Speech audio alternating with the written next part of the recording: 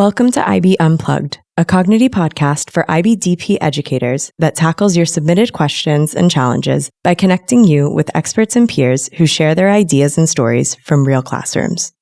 Hi, everybody. Welcome to this week's episode of IB Unplugged. Today on the podcast, we're thrilled to welcome Limor, Deputy Head of School at Bavarian International School in Munich. With 30 years of experience across international education, from Poland to Hong Kong, La brings a rich global perspective to leadership and learning. Their work is deeply rooted in trauma-responsive practices and community resilience, shaped in part by their time in Kiev during the Russian invasion. La is a passionate advocate for inclusive, transformative education and a key contributor to the ISA-DTF Humanising Pedagogy framework. They're here to share insights on how schools and educators can center human dignity, challenge dominant paradigms, and co-create joyful, equitable learning environments. Yeah, we're really excited to be talking with La. In our episode today, we want to dive into the ISA-DTF Humanizing Pedagogy framework and really look at, are there ways in which I'm maybe missing something or inadvertently keeping people out of the loop when I want them to be involved in this? So I think there's some really meaningful stuff going on in this episode. We will most likely be doing a fair amount of visuals in this one, so if you can watch it online, that's great, but there will be some things that La is probably going to reference, and we will have those linked in our show notes as well, so you can always check those out as well. But we're really excited you're here. We really hope you enjoy this episode of IB Unplugged with La Moore. Let's get started.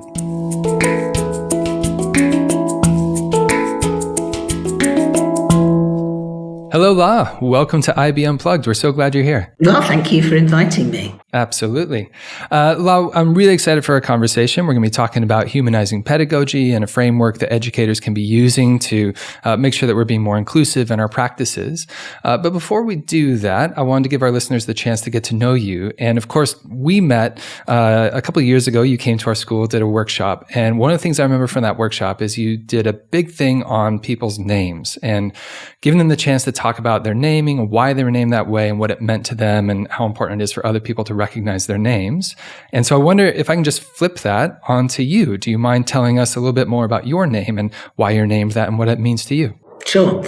Well, let me give credit, first of all, to Rachel Caldwell at Pechursk. Well, we were at Pechursk in Kyiv. And that's where I first encountered this a sort of ice-breaking activity. And it was quite about 4 years ago.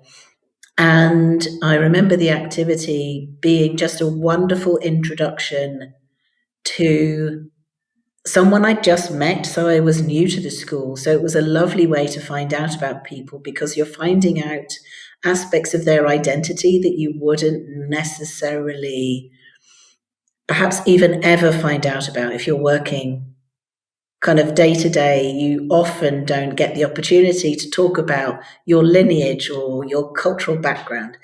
So everybody's name, even if it's perhaps the same as someone else's because it's common. John can't relate to that.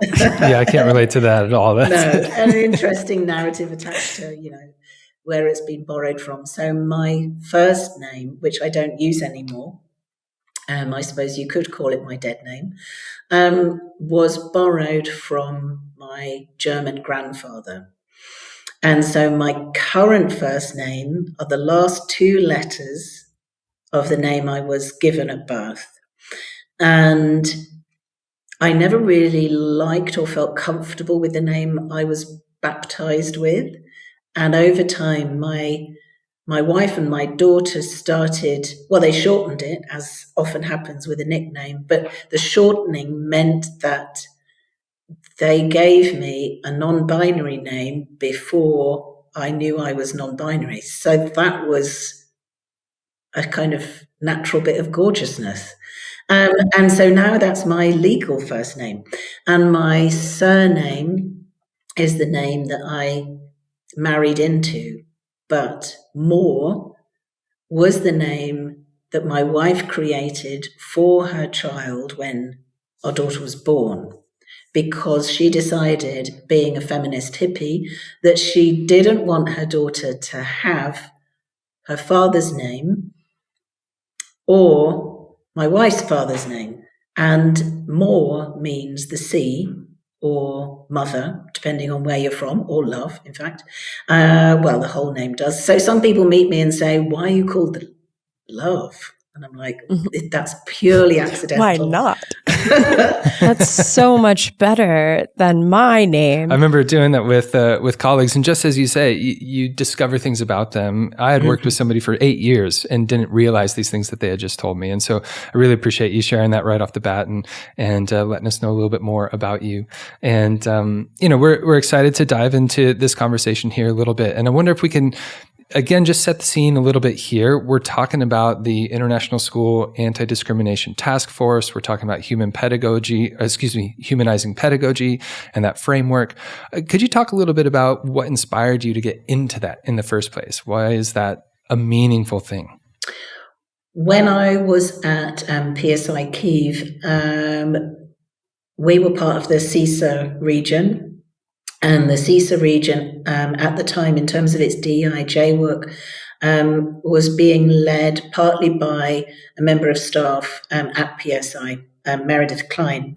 And we had this really brilliant speaker series throughout the time I was there. And one of the speakers was Angeline Au. And Angeline worked with us on becoming a totally inclusive school, which at the time was a very recent publication for her. And I loved how in her book, you can really do a very in-depth analysis of all the different aspects of the way that your school works or doesn't work in terms of inclusive practice. And I can't remember now how I found out that she was involved in ISADTF, or how I found out about that work in the first place. It will have been now 2.5 years ago when I put my hand up to support one of the 6 areas that the task force is looking at. And basically, it's always a privilege to be in a room with Angeline, because she's just the most amazing project manager and leader of communities of practice. So as well as knowing that you're involved in something that is going to be, you have faith and trust that the final product is going to be brilliant. You also have faith and trust that it's going to be incredibly meaningful, and it's going to have a life that is going to go beyond the people that you're immediately working with. It's going to have real value. And so over those 2.5 years, it was kind of building from something that had been shaped initially by a group. And then those 2.5 years was really about populating an idea, shaping it by making a framework. And then we got to publish it only now a few months ago. So now we've been kind of doing a roadshow in various places. Whoever has us, we're sharing the kind of the publicizing of the work. And so most recently I took it to the IB Global Conference in The Hague, but it's kind of popping up in all sorts of places and being used for different things. So I've also used it with a school in the north of Germany with students, and just kind of reshaped it a little bit. So it felt like it was a project that I could directly contribute to, and come out of the project knowing that there was something that I, in the end, would be able to use in my school, with a view to shaping a better world, because that's a massive ask. It feels like an ask that is getting more complicated and more difficult on almost a daily basis. Where do we start? What do we do? And this framework for me supports me to do that, even if it does feel massive. A lot of the work I've been doing with the framework is finding entry points. How can we use something that's big to just make that first step or help guide us as we're going through and navigating complexity. That definitely speaks to me right away. There have been so many times where I've just asked myself, like, what are we doing? How do we move this forward? How do we get things going in the right direction? So I'm excited to hear more. But anyway, looking forward to it. Yeah. When we first were talking about this topic, unlike John, I haven't been able to sit in any of your workshops or any of your sessions so far, but I was a bit disturbed, stay with me, of it being called humanizing pedagogy, because that means that pedagogy isn't innately humanized. And that was, I think that's something that doesn't sit with the way that teachers, I think, want to be teachers, or people in education are in it for the humanizing aspects most of the time. So it was a bit, I don't know, maybe sad that that pedagogy needs to be humanized. And so then it was making me think about, with your experience, and I was wondering if there's a kind of aha moment or a kind of moment in one of your experience in one of your schools where there was this idea of pedagogy the way I know it and teaching practice the way I know it is not humanized the way I want it to be. And if you could share that with us. I suppose we can all agree, I would imagine, that the majority of educational experiences have been and still exist in a kind of one-size-fits-all. And the curriculum doesn't dignify every and each individual that encounters it. There are people missing. For example, I taught for lots of years DP theatre. And when you look at the world theatres that are possible for students to choose when they are creating a piece of kind of research and practice around a world theatre tradition, there are two continents that are missing entirely.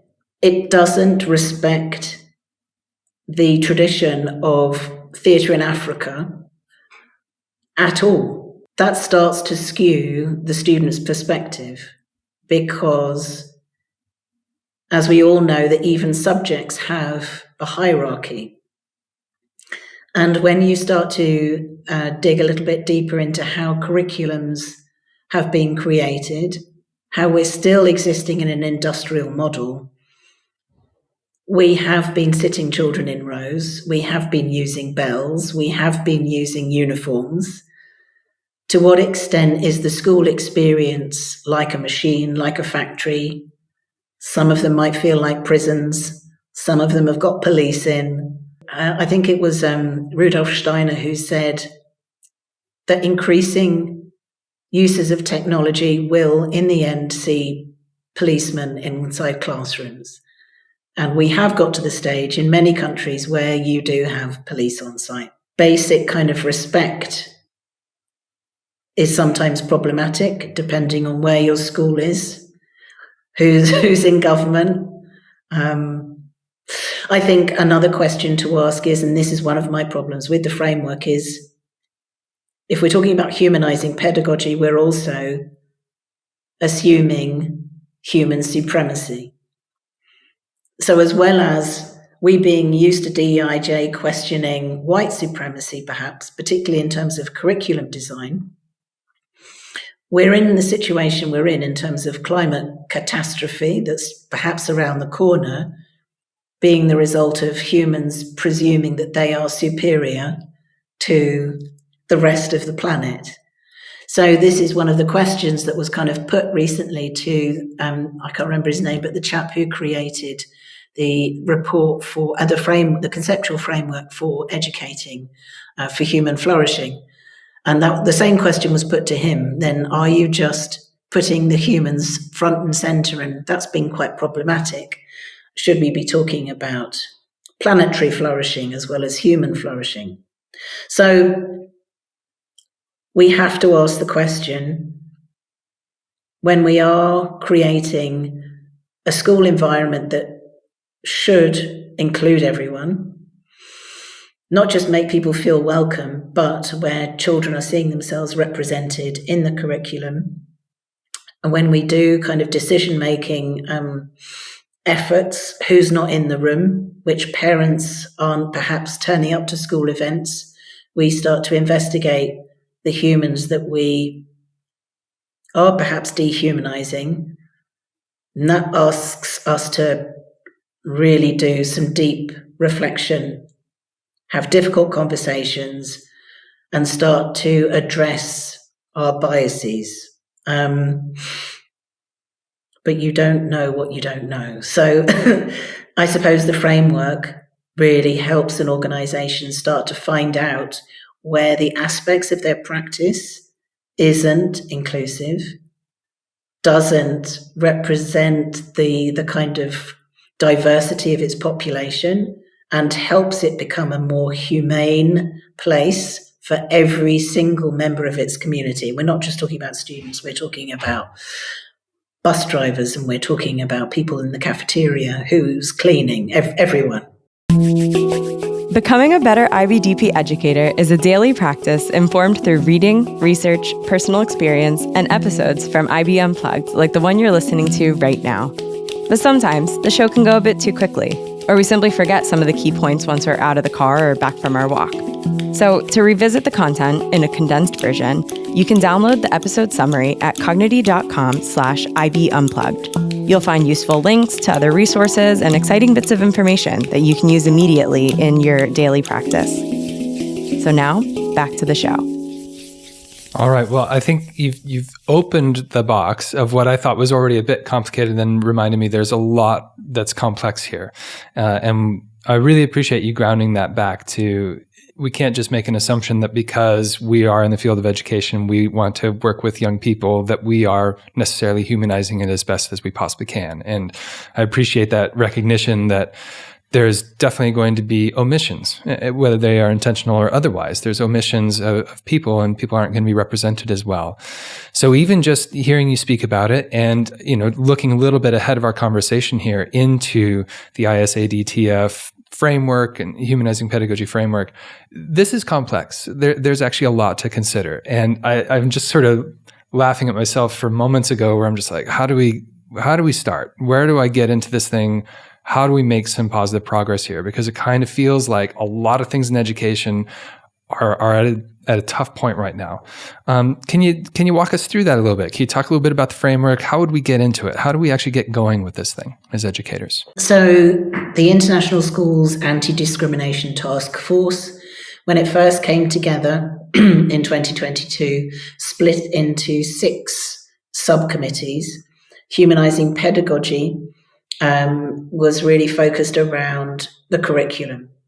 And as they started looking at the curriculum and getting into even kind of smaller aspects of the bigger question, they decided to work towards kind of 2 main areas of focus: the educator and the institution that they were working within. So after lots of discussion, it was about trying to find areas of focus for the educator and areas of focus for the institution. And as those areas of focus were being discussed, the question that the framework puts to the educator and puts to the institution is, what do you need to look at and what do you need to do? Where are you in terms of your practice? And what might be a next step in order to improve your practice? So in the publication of the educator commitments and the institution-wide commitments, there's also a guidance document that kind of gives you a little bit of information about the context of the work, but also some ideas as to how you use it.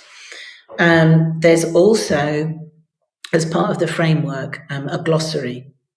And even the glossary in itself is a really interesting document because, as we all know, jargon is a problem, particularly for us in the IB. And what's interesting now is almost all of the words in the glossary are currently banned in the United States. So the framework is partly described as humanizing pedagogy because DIJ is now a politicized term.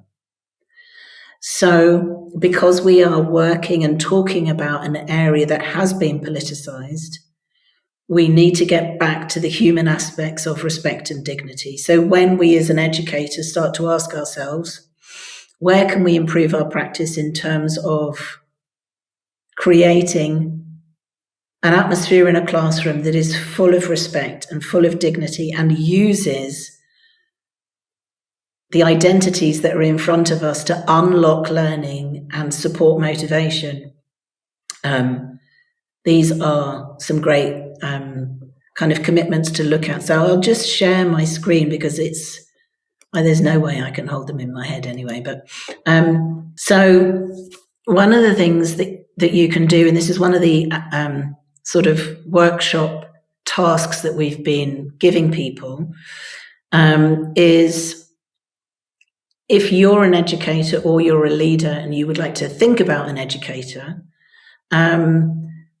if you look at these 7 commitments and you've got an educator in mind, what could they do more of, or just choose one at random, and you can then use what comes after this, which is a self-assessment tool. So let's say I want to challenge dominant paradigms. So in my position, my previous position as a DP theatre teacher, I'm investigating the IB's curriculum and asking myself, where can I introduce world theatres that haven't been represented by the curriculum? It gives you an entry point to start to investigate your own practice. And when you do that, because you've got maybe a phrase like challenge dominant paradigms, what does that mean? Where do you start? How can you start to investigate it and interrogate it? Which is why each one of the commitments is broken down to these sub-commitments. So this is promote resilience and embrace unresolved complexities. And it's commitment number 4. Those 4 sub-commitments start to ask yourself, start to kind of give you information about not just where can I improve my practice, but what can I do to start to find out ways in which I can change classroom resources, or start to redesign lessons, or start to redesign schemes of work, or I might even use it for a lens by which to develop an interdisciplinary unit, for example, if I'm talking about the secondary context. Anyway, this is a very fast and efficient way for you to kind of analyze where you are on a particular commitment just by ticking those boxes at the top against the subcommitments. When you analyze the results, you find out where you're lacking in your practice and where you might want to make improvements. Or you do it with a partner, or you do it with a kind of community of practice, and you start to have conversations about yourselves as a group of educators and where you might be able to support each other. Because if you're doing it as a group and you've got different results, you've got lovely opportunities for conversation about how to improve practice.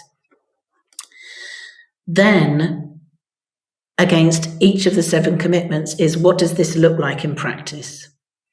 So against each of those sub-commitments, this is what it looks like in the classroom. This is what it looks like as you're going through your teaching and learning practice.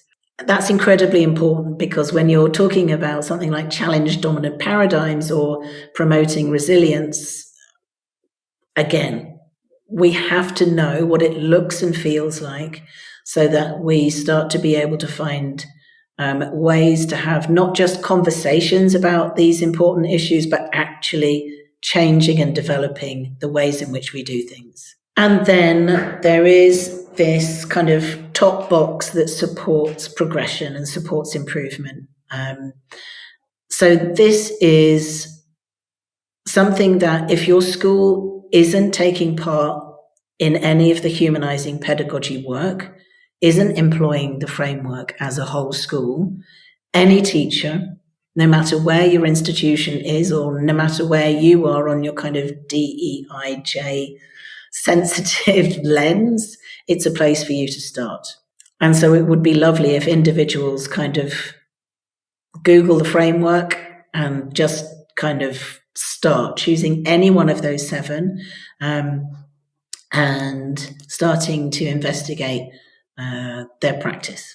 Yeah, I really like that it has this step 1, here's this. Step 2, break it down. I think that really is helpful.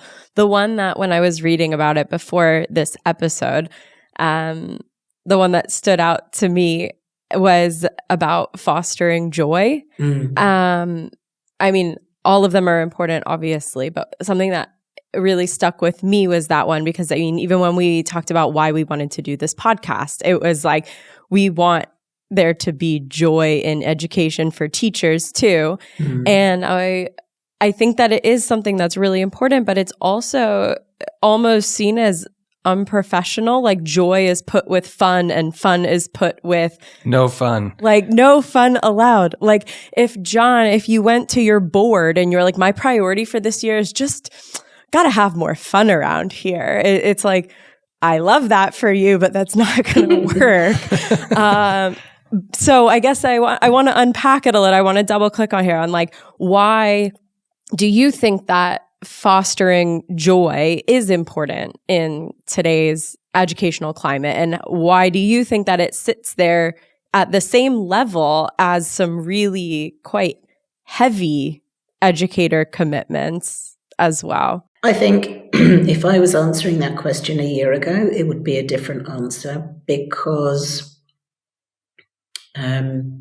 hate bait wasn't what it was a year ago.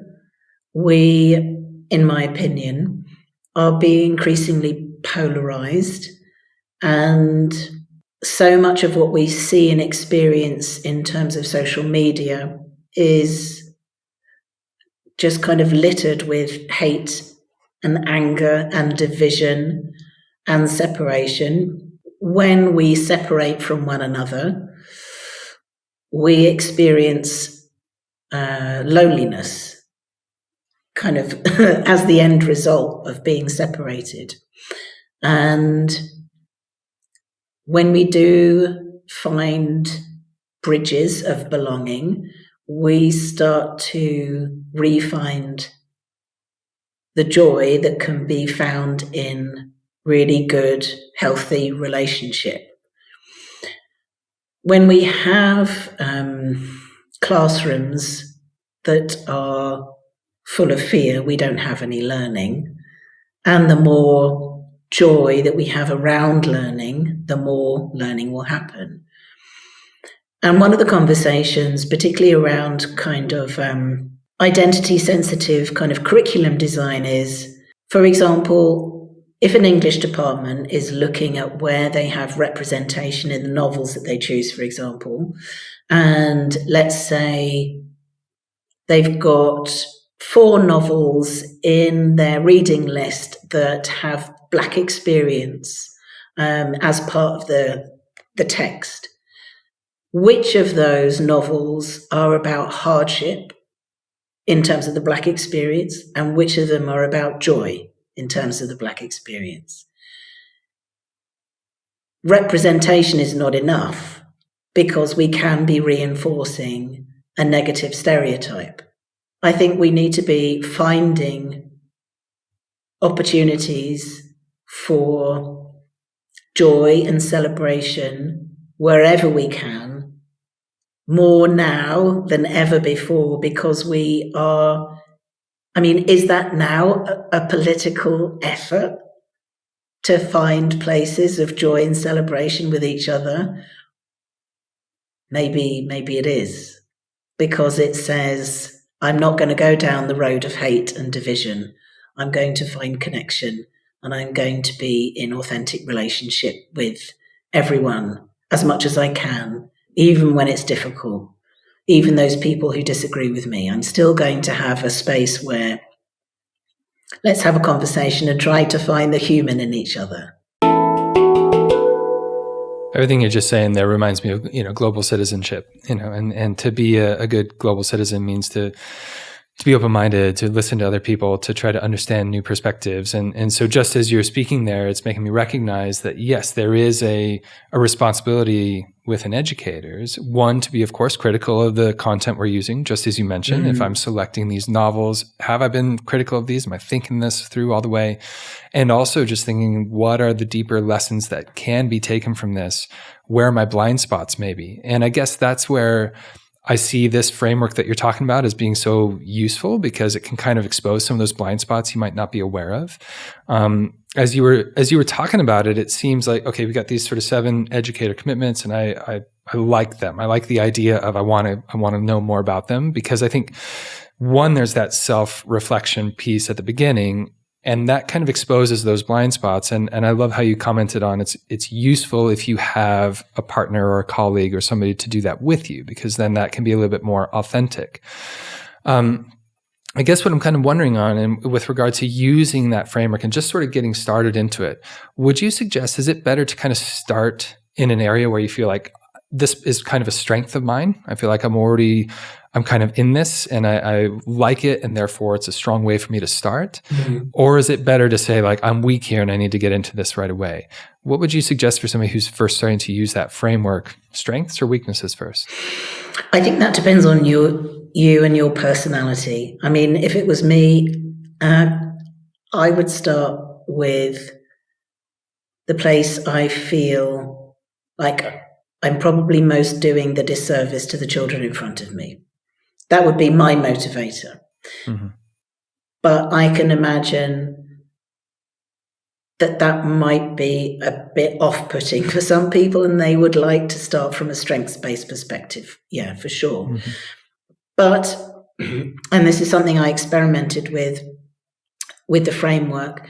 When I did a workshop for students on the framework, I rephrased the commitments into questions that they could ask of themselves.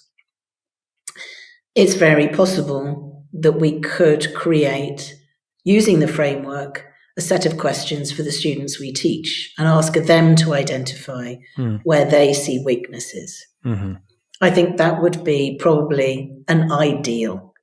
Like, that would be really stepping out of perhaps your comfort zone and asking your end user, if you like, what's your experience? I think that's a powerful way into it for sure, because then you're getting a little bit more authentic reflection. And yeah, few people know your blind spots as well as the students in your room. So that could be a really useful thing. Yeah, we're all nodding along like, yeah, I've been there.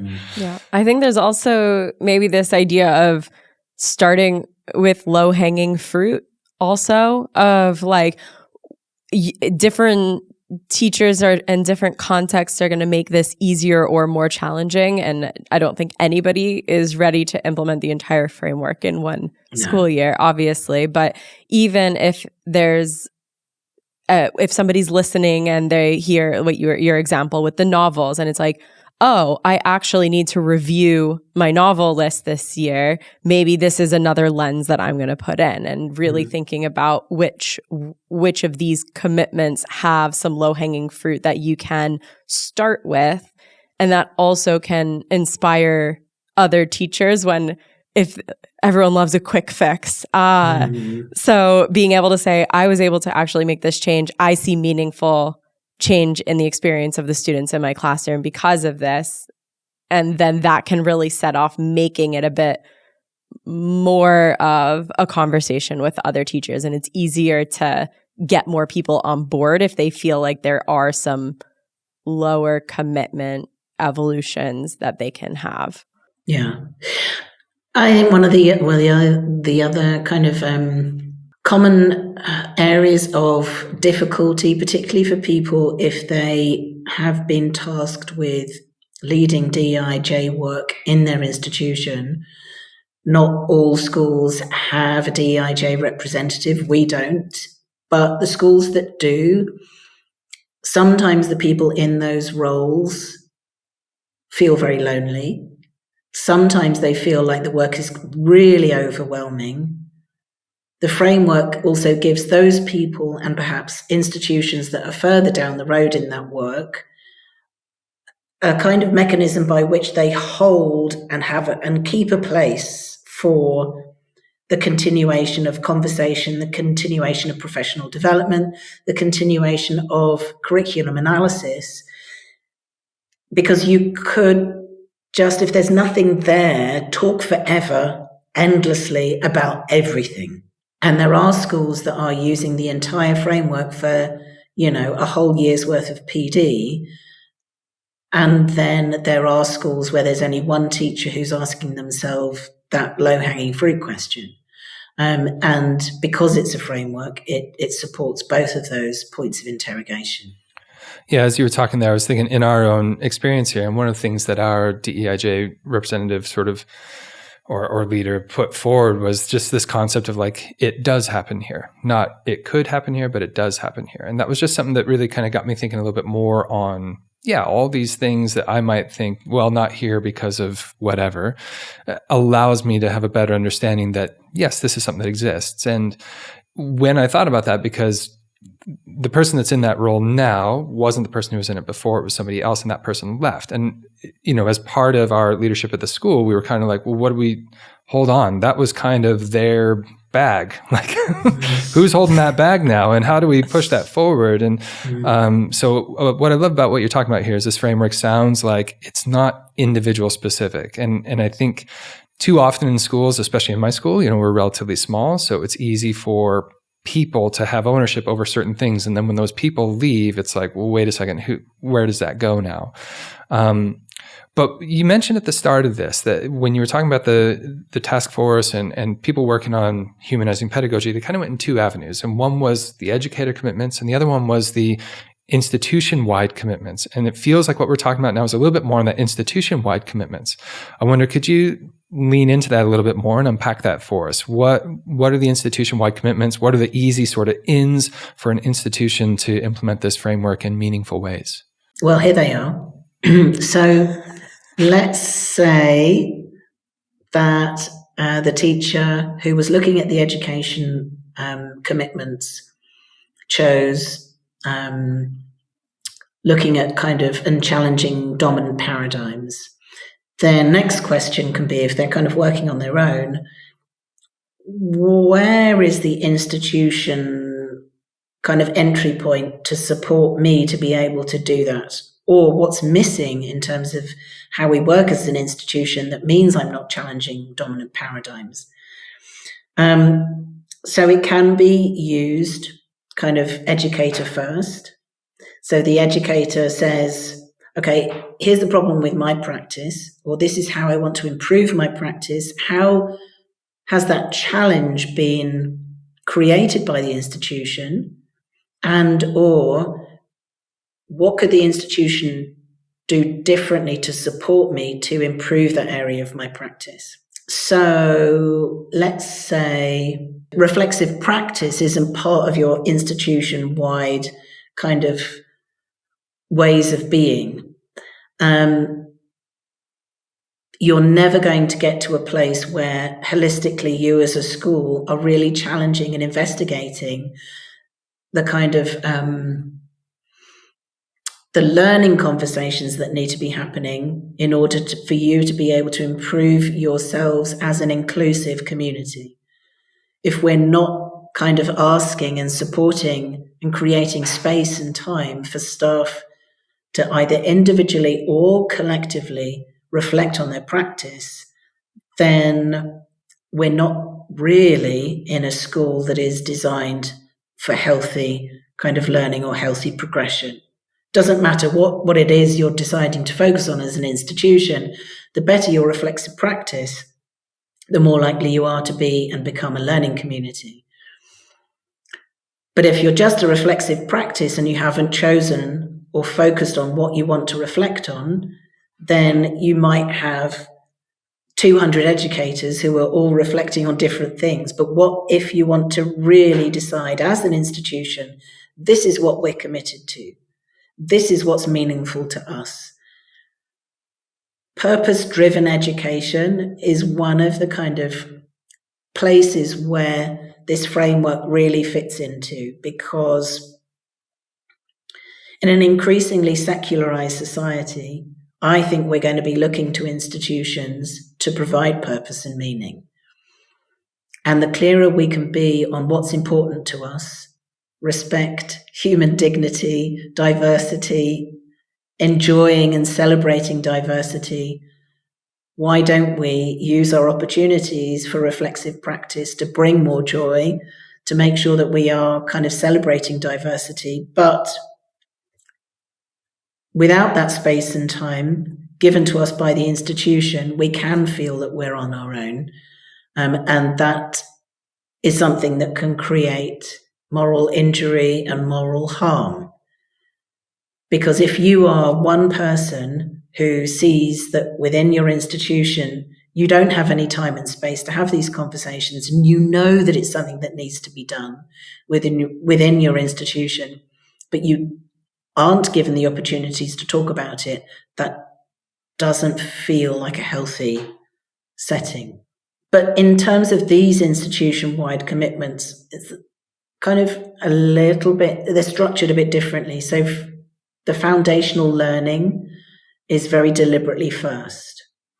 You ask yourself, as an institution, have you got the foundational pieces in place? And then you can start to do the rest of the work. You can kind of look at this like the educator commitments and ask yourself, where as an institution are we kind of not doing very well at, and find your entry point. But the foundational learning piece here is designed for something to look at kind of, for an institution first and foremost. First of all, you need to understand what the commitment means. And so every one of them has a descriptor that unpacks the commitment. It's a very text heavy and very, very dense slide. It's easier when you're kind of looking at it published as a PDF, but it is dense because we are talking about trying to humanize an entire institution. That's a big ask. It's super complex. But again, the way that the 7 commitments are designed and what each one holds means that when and if you have done a good kind of review as an institution, you can be sure that you've managed to tick the areas of work that really, really need your attention.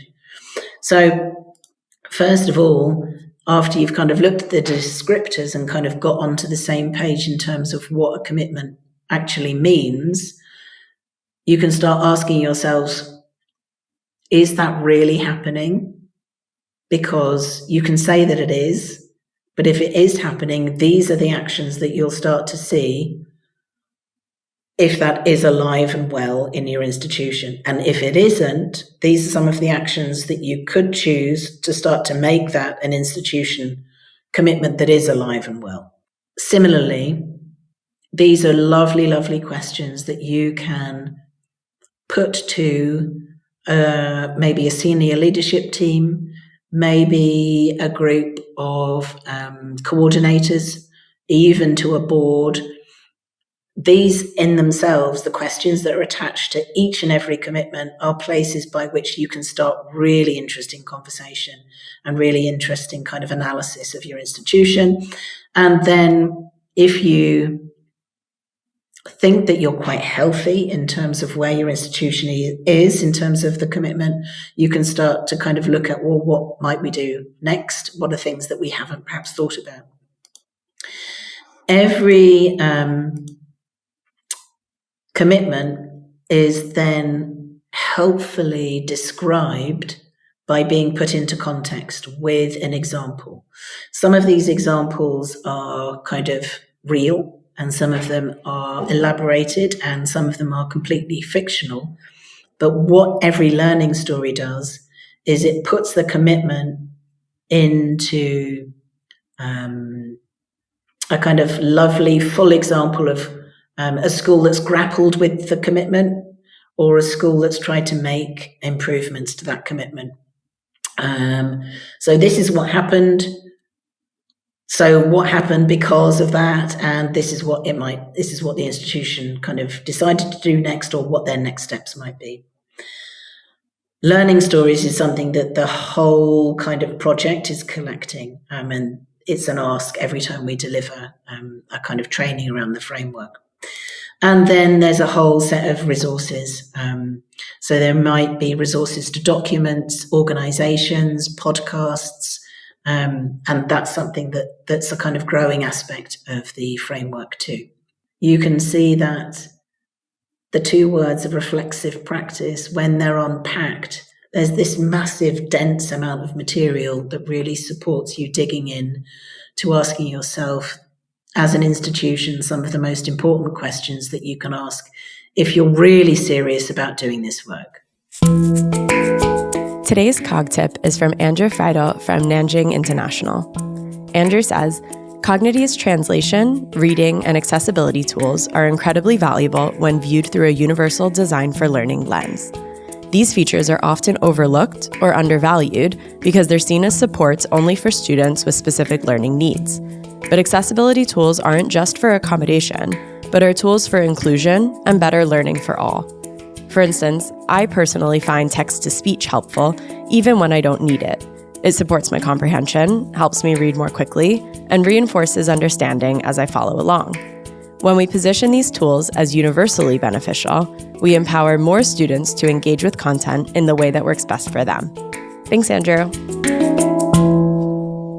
The commitments that I was thinking about when I was first looking at this, of ones that I think are a bit hard to hold at the same time, are shared responsibility and accountability. In life in general, if it's everybody's job to plan a group vacation, nobody plans the group vacation. But then it's this idea that I think a lot of schools have, where then they're like, well, we're going to have one ambassador or one person who's in charge of this. And then that does take away from the shared responsibility, but maybe it's easier to have more accountability. Those are kind of the ones that I think are hard to really grapple with at the same time. And I think that embedding that accountability is really tricky. And I was wondering if you have any suggestions of any kind of early warning signs that your programs for DEIJB are performative rather than genuinely impact, like that real accountability for not just that we're doing the thing, we're performing this framework, but that there's actual meaningful impact happening. I think it's a really interesting question. And when you start to look at the work that's been done by the other 5 subgroups for the task force, you start to see where accountability in terms of anti-discrimination is being exercised in terms of how we lead schools, how we govern schools, how we hire and do recruitment. Because all of those aspects of education, when they do have aspects of accountability, start to, hold people accountable. And if we don't, then commitment is only as powerful as the people who are really dedicated to the work. So, for example, the leadership subcommittee and the accreditation subcommittee for the ISADTF, when they are talking to accrediting agencies and they're saying, the people who go and visit schools, to what extent are you training them to make schools accountable or not for their work within this field of practice? To what extent can we ask schools, if you're an accrediting body, for example, NIASC will ask for there to be a board representative for safeguarding. That means that there is a level of accountability that improves safer practice. where else can we find those places that support us as institutions to make sure that we're holding each other accountable? Because shared responsibility can only go so far. It's kind of relying on perhaps goodwill. But if we are not supporting that with accountability, then that's all we're doing. We're just relying on people being prepared to be responsible and being prepared to share responsibility. We can ask a group of coordinators, for example, to hold teachers accountable for kind of ticking sort of boxes in terms of the ATLs, but how might we ask them to do that in terms of representation in curriculum, for example? Yeah, shared responsibility will only go so far. So accountability is a sort of necessary full stop. Yeah. Well, thanks for going over each of these. I mean, both the institution commitments and the educator commitments. And, as I'm thinking about this and learning more about it, you can see where this would be definitely worth it for anybody to dive into and understand a little bit more and get a better idea of how they can get into it in their own particular schools. One other little thing I want to kind of just touch in on here is with regard to, let's say you're implementing this for a while and you want to see, like, how's it working? Are things going the way that we were anticipating? Is it going in a good direction? I'm assuming that almost all of this has to be down to sort of qualitative reflection, I guess. But are there other ways in which you're kind of measuring that impact or observing that impact of humanizing pedagogy on student outcomes, student well-being, teacher well-being, the institution itself? What are the ways that we can see that framework working? Well, I'm really interested in this framework from the student's perspective. So an example from my particular setting is that we have created 5 commitments as a school, and those commitments are sort of unpacked and they have subcategories, and then there is a survey to try to help us measure the extent to which we're achieving our purpose. So an individual school could create a measuring system by which they are asking students what's their experience, because I think those are the people we need to be asking. But in terms of kind of finding out the extent to which we are an inclusive institution, I would recommend an existing framework that exists within Angeline's Becoming a Totally Inclusive School, because that is a really, really comprehensive mechanism by which you start to analyze where your gaps are as an institution. So where the educator commitments helps with a self-assessment tool, the institution-wide commitments doesn't provide a tool by which you start to ask yourself, where are you on your path?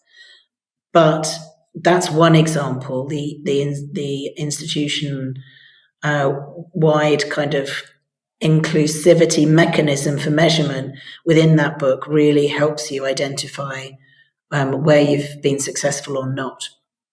But if I just share a really quick example, when I went to talk to some students in a school in the north of Germany, we looked at what these questions might look like from their kind of individual perspective. So when I'm asking a group of students to choose one of these, you start to ask yourself, do I look at who I am and where I come from in your daily classroom experience? You can have a show of hands, and that's an immediate indicator as to whether or not that's happening in that child's experience. We don't have to do an entire institution-wide measurement mechanism. We can have a conversation with a group of students.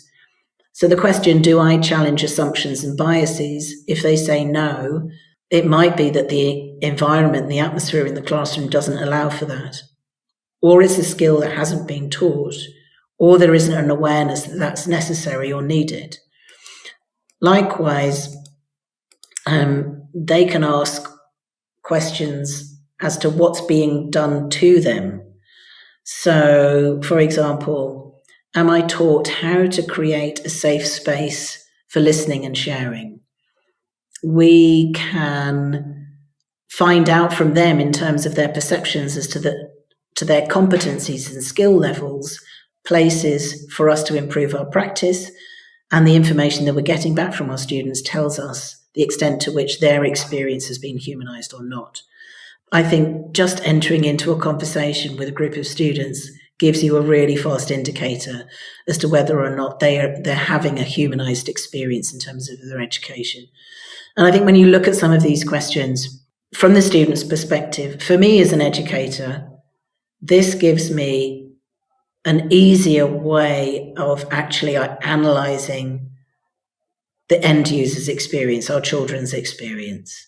I really like these. I think this is a really nice way of, earlier in the podcast you were talking about when John asked you, how do you know? And you're like, well, ask the kids. And it's like, these are actually really tangible questions to get that pulse of what the students are thinking. So I think these are great. I had a last question for you. I think there are so many challenges and so many things that can maybe make it feel like a very uncertain direction when it comes to if we can follow through in this framework. But what gives you hope that this is the direction that we can head in, especially in international schools and kind of in our context? I think if I go back to the organizations that came together to create the task force in the first place, the task force and its model was hugely influenced by the task force that came together on child protection in 2014. And that group of organizations and educators who've been absolutely focused on being collaborative to improve practice have done an amazing job on improving child protection and safeguarding in our schools internationally.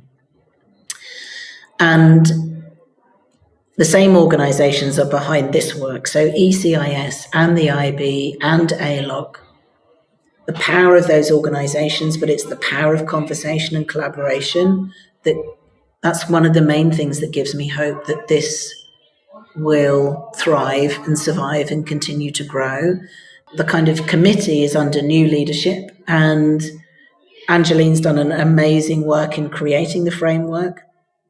And now, as we're kind of under new leadership, we've got another opportunity to kind of like have a new look at the ways in which we're helping this kind of framework come alive for different people.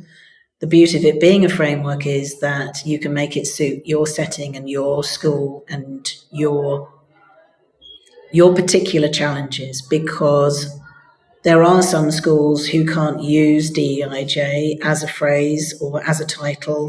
They've had to remove all of that language from their websites. The fact that this is an opportunity to still do the work, but not come under fire, is something that gives me hope, because it still gives those schools who need and want to continue the work an opportunity to do so, because it's taken out some of the things that are upsetting the people who don't want us to live in joyful harmony with one another. La, thank you so much for giving us your time and giving us your insights here with this framework that I think is going to be super useful for educators and for schools, institutions, etc. Obviously, for our listeners, there's a lot of visuals that we've gone through in here, and there's going to be chances for you to dive into this. I'm sure we'll link some of these things in our show notes. But this really looks like a positive step forward, and especially if you're an educator, kind of looking at these things critically and going, we can be improving in so many different ways. I think what you've presented here, La, is really useful for everybody. So I just want to, personally just say thanks so much for taking the time. Thanks for speaking with us, sharing your insights. And just like it was a couple of years ago when you visited our school, it's definitely a pleasure to chat with you. So thank you, La. Thank you. Well, thank you. Just, as a last kind of plea, I suppose, there is a call to action, and the framework is deliberately designed to support practice. And if an educator or a school decides to use the framework, you are invited to share how you've done it and how it's improved your practice by basically kind of getting in touch with us. And then if you have kind of made a transformative effort, we would love you to not just tell us about the learning story, but also if you want to get involved with the group, the invitation is out there to anyone and everyone to join the Humanising Pedagogy Committee, and you can do that via this email. Great. That's great. Thank you, La. We'll be sure to put that in our show notes as well. And yeah, once again, just thanks so much for taking the time and for sitting down with us here. Really useful stuff. We really appreciate it. IB Unplugged is a Cognity podcast hosted by John Patton and Courtney Marlene and produced by Catalina Gaffney. Be sure to subscribe or follow and share with your fellow IB educators. If you'd like to submit a topic, request, or question, please do so on cognity.com/IB Unplugged. Let's keep the conversation going and support each other in teaching with confidence, creativity, and joy. See you next time.